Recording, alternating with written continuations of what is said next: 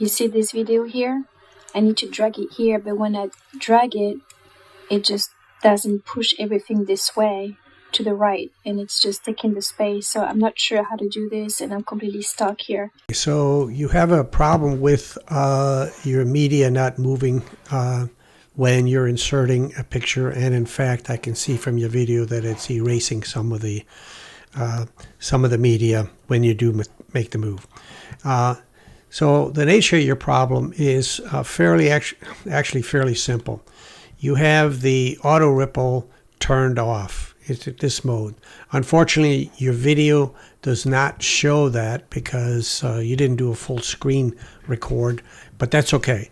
We can deduce from what you have here that you have 3 tracks, and I've tried to set up these tracks similar to yours, and I can see that your bottom track is locked, but I'm going to demonstrate what you are doing and why you're not getting what you want.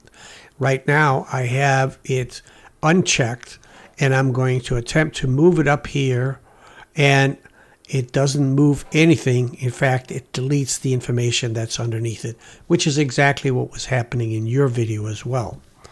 Now we'll use Control Z to restore what we have, and all we got to do now is activate the ripple edit, ripple delete. This is going to move everything when you move this up. Okay, and also you should be seeing these alignment lines, but doing this you see that everything moved. Now I noticed in your video your bottom track is locked. Maybe that's your sound track, I'm not sure, but I'll just Control Z here. When we lock a track, it may be that we want everything to move except whatever is on the one track.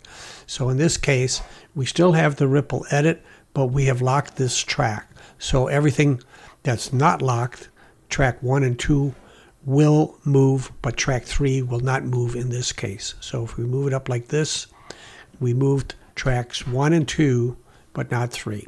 So that's how you fix the issue that you have.